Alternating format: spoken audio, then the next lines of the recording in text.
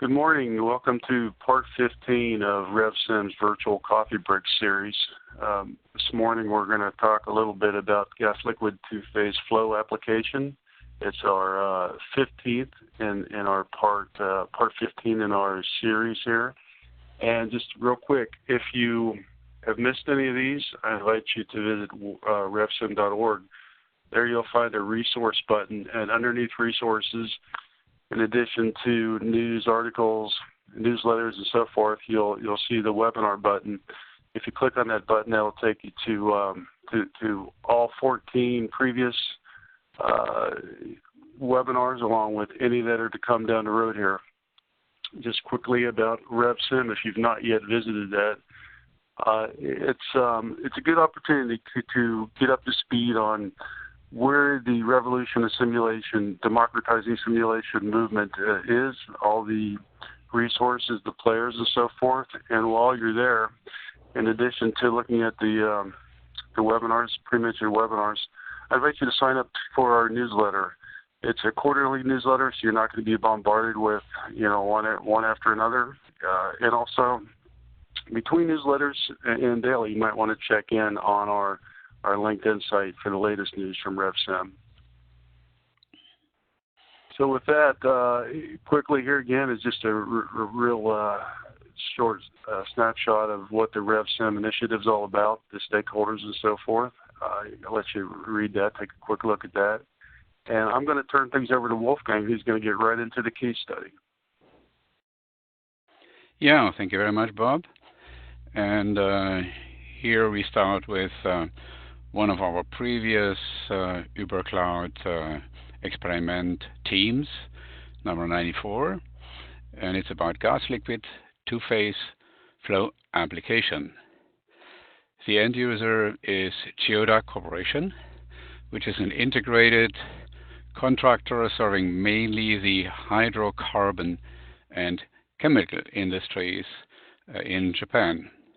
And the use case here is about an evaluation of the rate of gas due to liquid flow in the liquid storage, which you see sketched here in the figure, and it is for an energy plant.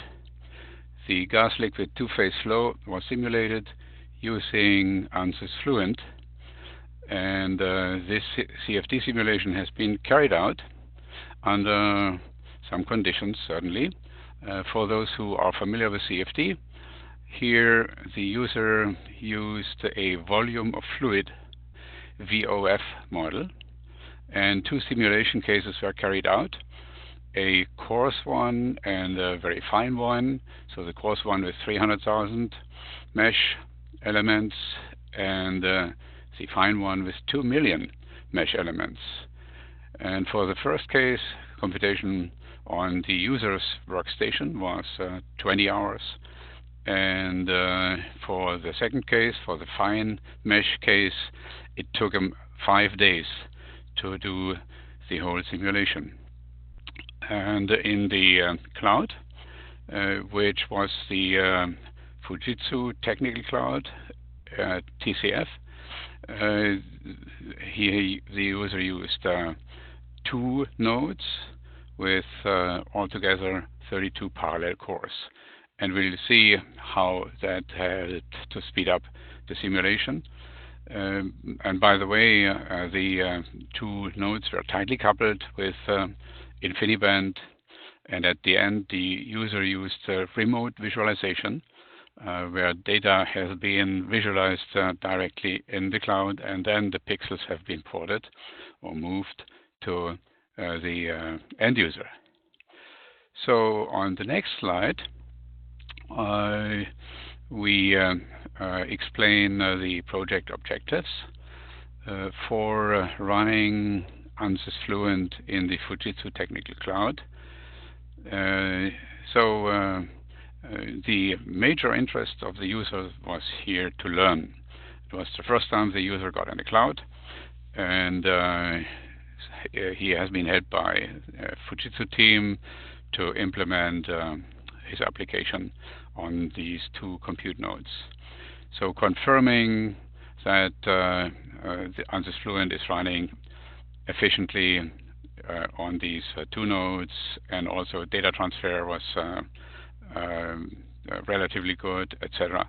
So all that was important for the user to learn, and how to master, so to speak, the use of CFD software on external cloud resources.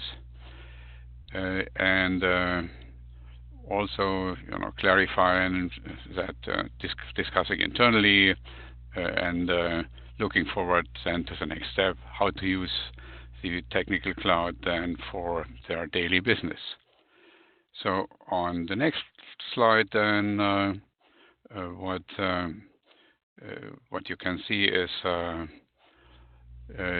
these two results for case number 1 and case number 2. And as you can see, for 32 nodes, relative to the ideal speed up, compared to 4 cores versus 4 cores versus 32 cores, as you can see, there is a slightly different result between the gigabit Ethernet and the InfiniBand. You see that tightly connection provides better scaling. Then to the results, the implementation of Fluent in the cloud took about 1 week, and relatively long, because the user did that manually. They didn't use our ANSYS Fluent container, which would then have taken just 1 second with a click of a button, and you could have been in the ANSYS Fluent container within your familiar environment. Before using the cloud, Geoda ordered a rental server whenever they had need for additional capacity. And as you can clearly understand, this process, both processes, the rental server and using a cloud server with having to manually implement the whole environment, are not really well suited for urgent jobs, for on-demand jobs. But as I mentioned, the containerized solution would provide immediate access. Another challenge was that the data transfer was, for second gigabit file, for example, and 20 gigabit especially for the finer case, that simply still took too long on the user side because of their slow internet connection. If you want to learn more about the whole case study, then there is this link here where you can access the case study and read more details. Thanks a lot. And the final slide wants to remind you that you can join the Revolution in Simulation organization. You have here the registration link. You can also learn more with the second link about the Ohio case studies. And finally, also you can subscribe to the UberCloud newsletter.